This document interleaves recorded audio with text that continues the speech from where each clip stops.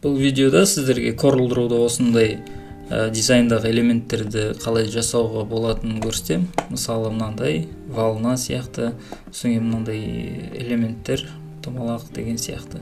Мынау домалақтарды істеу оңай, әрине бұны көрсетіп қажет жоқ деп ойлаймын.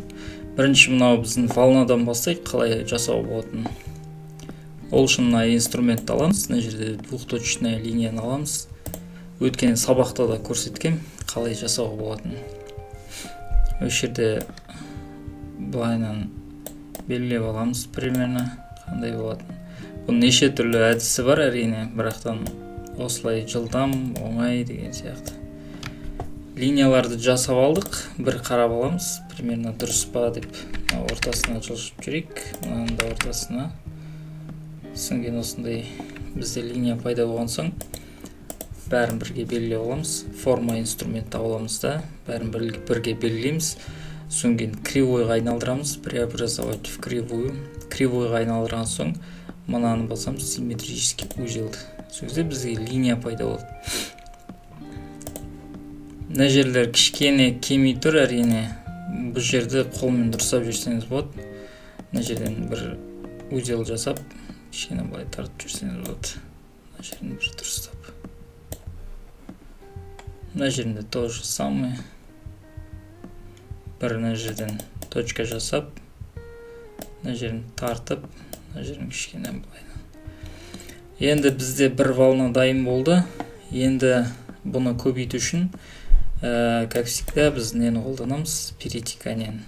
Ол үшін мына объектіні көшіріп аламыз, плюске басамыз, или Ctrl-Copy, Ctrl-V көшіріп қойып аламыз да, перетеканиені аламыз. Перетеканиені алып, мына объектіге барамыз. Сол кезде бізге көптеген линия пайда болады, осыны азайтамыз. Бізге бір мынау сияқты бір үшеу примерно осындай болыр. Бізде бірінші элементіміз дайын. Бұл жерде контурын үлкейтіп жүрсеңіз болады. 0,2 емес, 0,5 деп қойсаңыз болады. И цветін бой бересіздер, любой цветке. Көк болсын, жасыл болсын.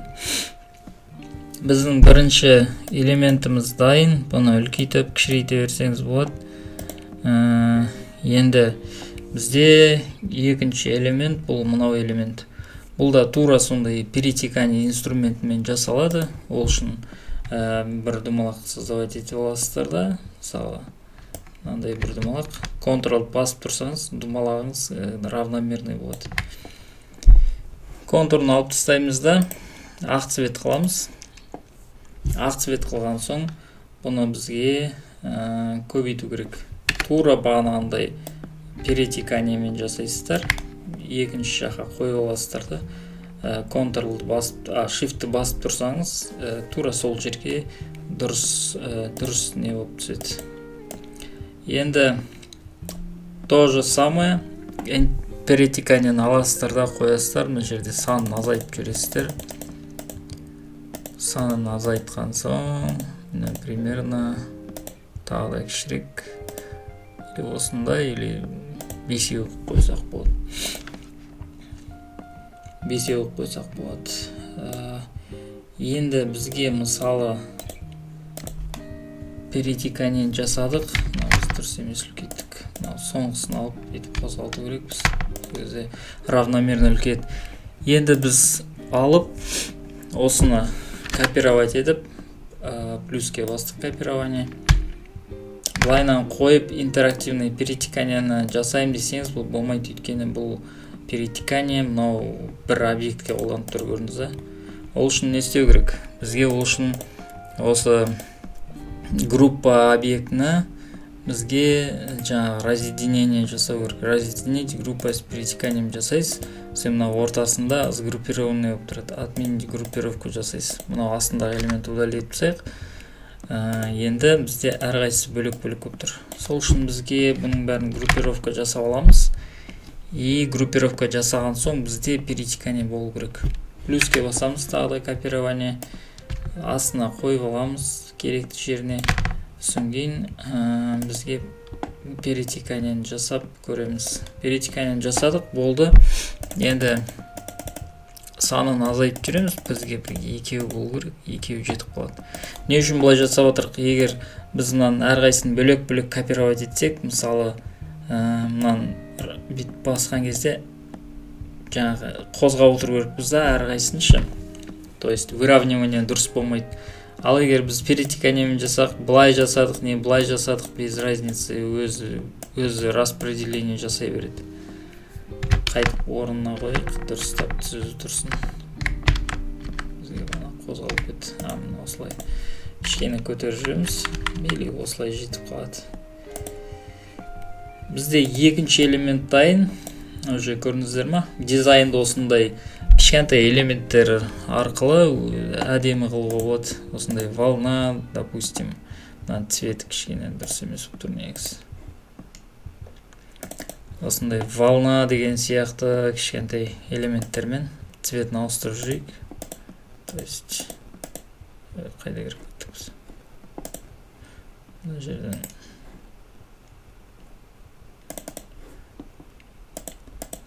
цветке қоямыз да, мына жерге қойып алайық. То есть қайда кіріп кеттік біз? Мынаған қоямыз да. Енді біз цветін ауыстырып алайық, бір басқаша бір кішкене көзге жағымды. Окей. Бізде екінші элемент дайын. Енді бізге тағы бір мынандай элемент бар екен көрдіңіз. Осындай элементті жасау үшін бізге не істеу керек? Тура сондай перетеканияны қолдансақ болады. Бұғанда перетеканиямен біраз осындай элементтерді неше түрлі нәрселерді жасауға болады. Төрт бұрышты аламыз. Осындай ұзақ қып жасап аламыз. Контурын алып тастаймыз.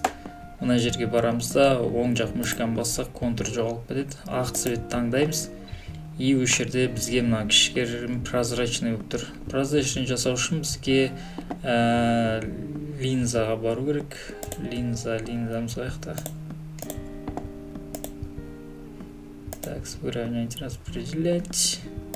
Линза көрінбей тұрса, бұл жерде мына жерге окноға барамыз да, рабочий окна настройкиге барамыз. И осы жерде эффектіге басамыз. Линза. Бізде линза тұр бір жерде. Егер таппай атсаңыздар, онда мен сияқты таппай атсаңыздар, линзаны қайтып басамыз да, окно настройки. И осы жерде линзаны қайтып басамыз. Эффект и линза. Бізде бірінші неде шығады. И осы жерде бізге прозрачностын белгілеп аламыз. Мынандай 30 жетіп қалатын шығар. Осыны белгілеген соң, тура сондай интерактивный перетеканияны қолданамыз. Кішкене кішірейтіп алайық. Плюске басамыз да, копировать етеміз. Примерно осындай квадрат болу керек та.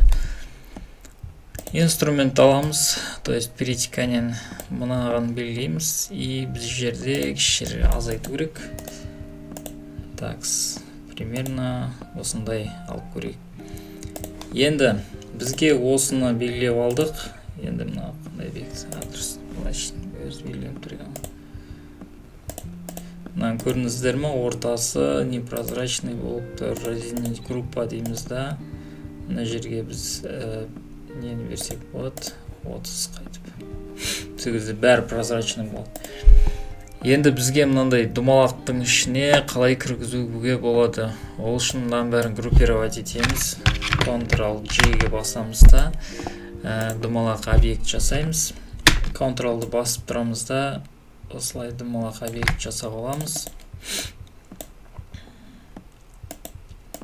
Мынау жанына қойып қойсаңыз болады.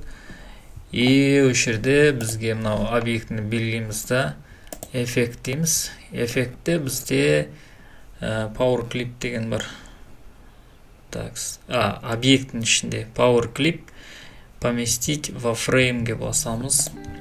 И осы жерде стрелка пайда болған кезде бізге объектін таңдау керек. Бізге бұл думалақтың ішіне бассақ, бізге осылай ішіне кіріп кетеді. Енді контурын алып тастаймыз. Бұл думалақтың контурын алған кезде осындай болып шыға келеді. Біздің объектіміз көріңіз. Мынау қара линиялар пайда болып көрініп тұр, бірақтан на самом деле ол жоқ, әшейін кішігірім сондай бір Corel'дың нелер приколдары. Енді аламыз да, осыны былай бұрасақ болады. Қаншалық қажет, соншалық бұрасыласыздар. бізде үшінші элементіміз дайын. Осындай волна, осындай точкалар, мынандай элемент мысалы. Енді мынаның артындағысын сызып жіберуге болады. Ол үшін не істейсіздер?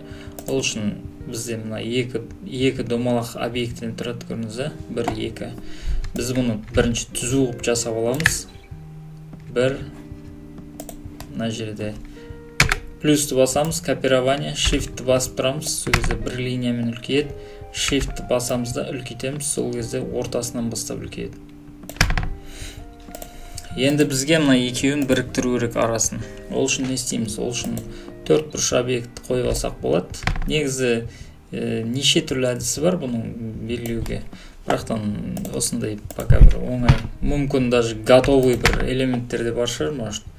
Бірінші бізге жаңағы выравнивание жасау керек. Ол үшін біз бірінші 4 бұрышты белгілейміз, потом домалақты белгілейміз, выравниваниеға барамыз, то есть выравнять и распределяйтьқа барамыз. Бізде бұл жерде активный объекті де тұру керек. И бұл жерде бізде выравнивать центрирование по вертикали басамыз, сол кезде тура ортасынан белгіленеді. Енді бізге не істеу керек? Енді бізге бәрін белгілейміз да, бұл жерде объединениені басамыз. Объединениені басқан соң бізде осындай бірігеді. Сол кезде бізге мынандай примерно осындай гладкий домалақ, жаңағы шет жақтарын домалақ гладкий болады. Ол үшін не істейміз? Ол үшін қосымша точкалар жасаймыз мына жерден. И мынау керек жоқ линияны алып тастаймыз мынаны. Мына жерде то же самое, примерно мына жерден бір точка жасаймыз да. Осындай белгілеп аламыз. Мына жерде то же самое. Примерно ұқсат деген ойдамын. И бізге цветке белгілей салсақ болады, любой бір цвет алсақ. Потемнее кішкене, фоннан көрінбей қалды. Міне бізде элемент дайын, тура осындай сияқты бұра берсеңіздер болады. Так, біздің мынау неміз мына жерде. Көрдіңіз, бізде мынау кішкентай болып қалды, анау дәу болып қалды. Үлкейтіп алсаңыз болады. Мынаны жаңағы ең үстіне шығарамыз.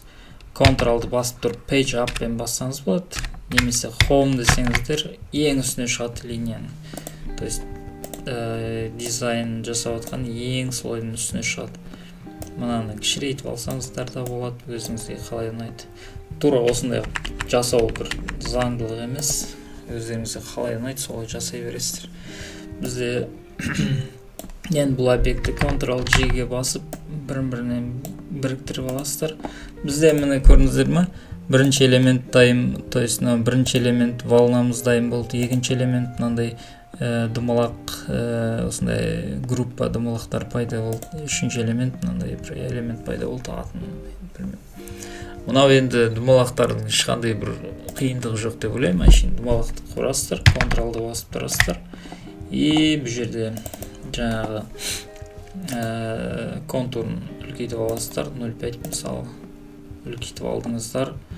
Енді любой бір цвет бересіздер, мысалы по умолчанию осындай цвет. Өзіңізге размері қандай керек. Егер ортасы цветпен боялып тұрса, бір жасыл болсын мысалы, оны алып тастау үшін мына жерге барасыздар да, мышканың сол жағын басасыз, ортасы прозрачный болады. Осындай ақ элемент, қара элемент, мысалы мына жерге ақ қойсаңыздар болады деген сияқты. Көрдіңіздер ме, осындай кішкентай элементтерден осындай дизайндарды жасауға болады.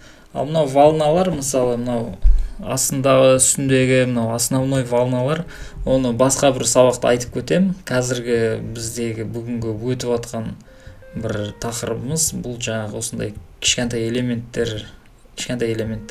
Мынау мысалы элементті, осындай бір элементтерді 4 бұрыштан жазсаңыз болады, 3 бұрыштан жазсаңыз болады, немесе ромбтан жазсаңыз болады. Любой бір фигурадан жасай берсеңіздер болады. Мынау волнаны мысалы басқаша волна қылып жасауға болады, өзіңіздің дизайныңызға қатысты. В общем, любой дизайнға осы кішігірім элементтерді қолдансаңыз болады. Ол үшін мысалы егер ешқандай бір фантазияңызға келмей жатса, FreePikті ашасыз да, FreePik сайтымыз бар ғой. Мен мысалы бағанағы баннерді FreePiktен алдым. Жабасыз да, мысалы баннер дейсіз да, осындай любой бір объектілерді көре бересіз. мысалы мынандай волна істейсің. То есть осындай басқа біреулердің дизайнын копировать ету арқылы сіз өзіңізге болашақта осындай бір объектілердің бір жиынтығын құрып қоясыз да. Сразу ойланып жатпайсыз да, сіз уже мысалы бағанағы сияқты мынандай элемент жасау керек па, уже сіздің ойыңызда тұрады осындай элементтер, мынандай элементтер қалай жасауға болады көрдіңіз.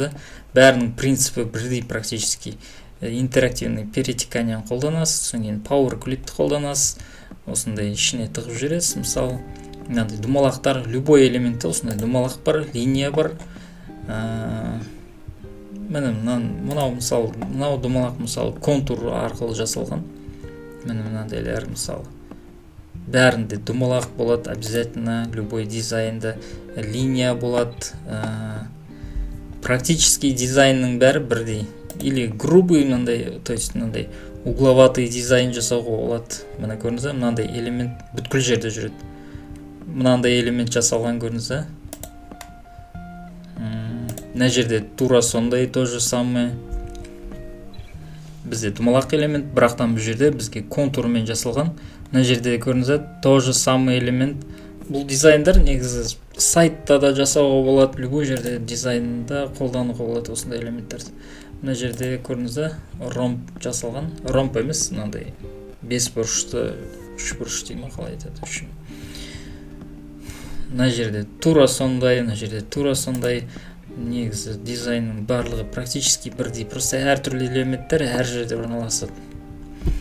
Бүгінгі сабағымыз осы. Енді келесі біздің видеода мынандай бағана бізде мынау жаңағы линиялар тұр ғой, мынандай фигуралар, осындай жасап көреміз қалай болатын. Ешқандай қиындық жоқ. Енді келесі видеоларда осындай элементтерді тағы да қарастыратын боламыз. Қандай элементтер бар? Мысалы, бізде дизайн жасаған кезде осындай элементтердің бір наборы болу керек та. То есть біз дизайн жасар кезде ойланбаймыз да, осындай элементтер туралы ше. Жасадық, думалақ жасадық, линия жасадық, осындай жасадық, керек жерлерге қойып қойдық. И уже бізде дизайн более әдемі болып шығады. Бүгінге осы.